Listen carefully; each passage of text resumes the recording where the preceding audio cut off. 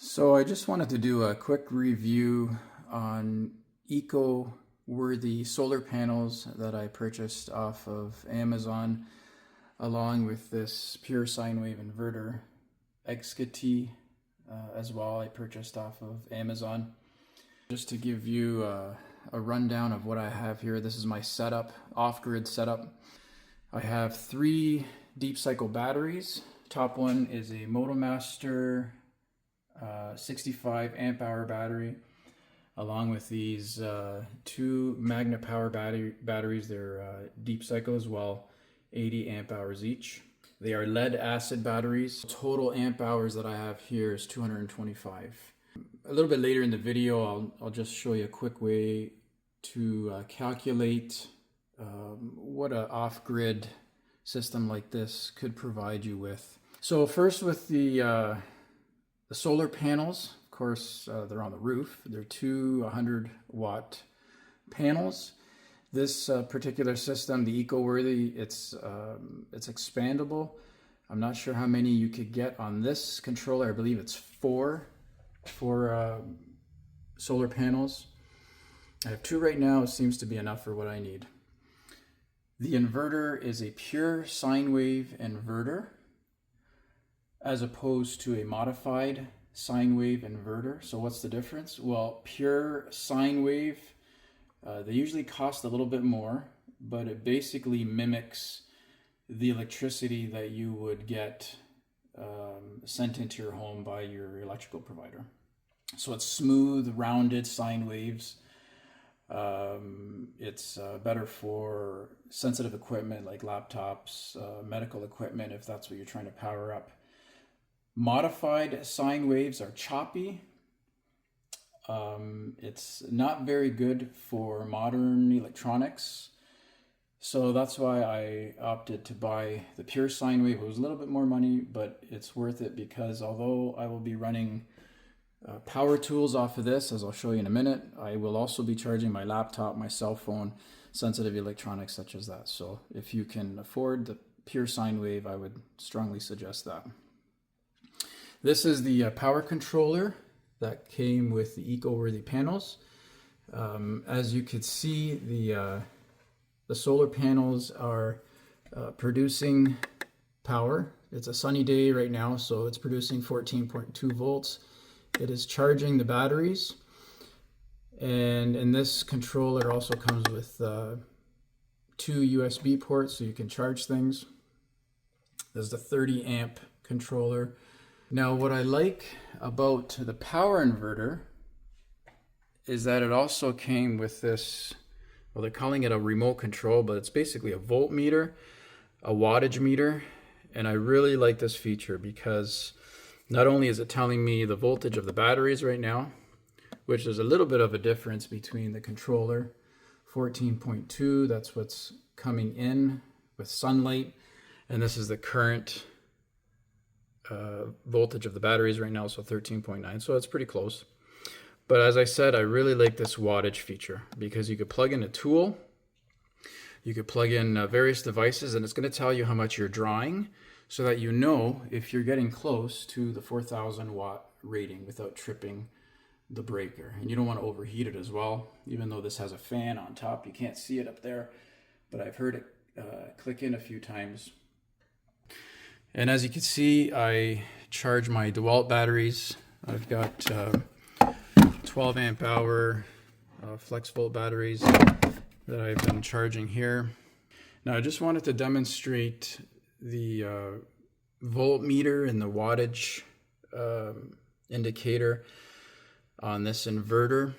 I'm going to plug in my batteries, even though these are fully charged, but you'll see how much it draws, which is not much. So we have 80 watts that my DeWalt charger is currently drawing. So I have a lot of room by the time I get to 4,000. Now I'd also like to show you how much other equipment draws and what you could get out of this off-grid system with what I have here. So I have my shop work table here with various tools. I've got my Evolution metal cutting saw, I've got my rigid wet vac, DeWalt thickness planer. I also have a DeWalt table saw and my belt sander and disc sander from King Canada. And so this whole table, all these tools are connected to various GFIs on the table, and they all run off of this cord.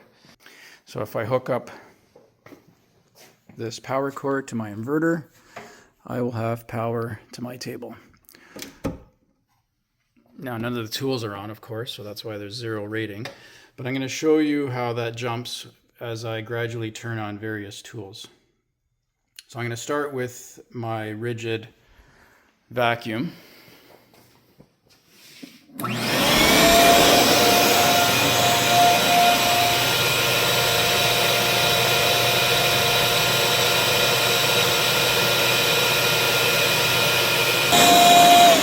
Now I'll try the table saw.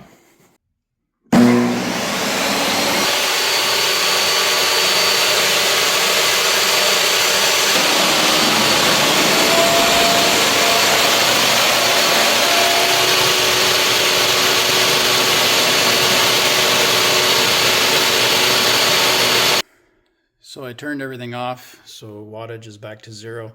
You may have noticed that when I turned the vacuum on and then the table saw on, my line voltage dropped to about 10.7, I think it was 10.9 volts.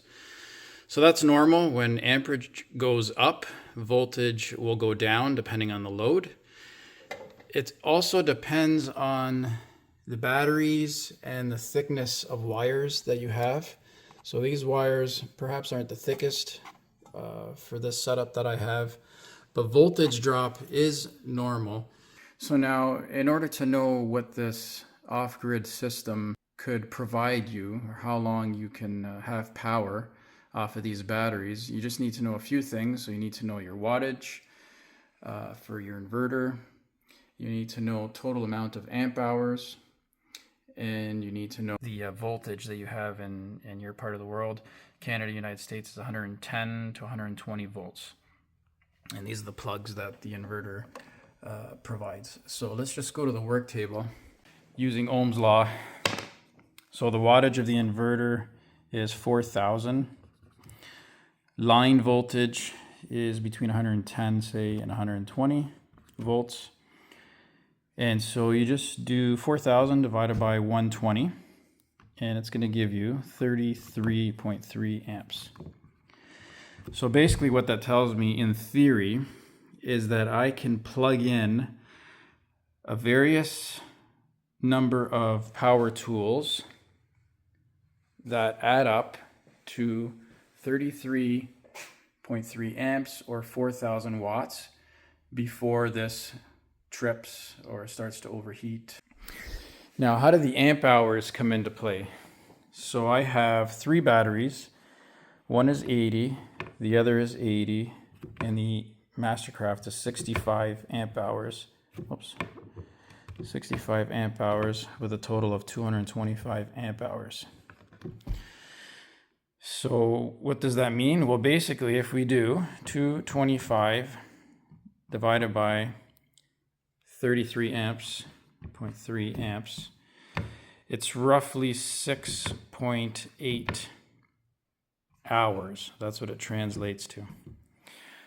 So if I were to review the eco-worthy panels along with this power inverter, I would give it a thumbs up, because so far it's been a couple of months that I've been using this, and I'm very happy. As I said, I'm very happy with this feature, that it could tell me what wattage is being drawn from the system.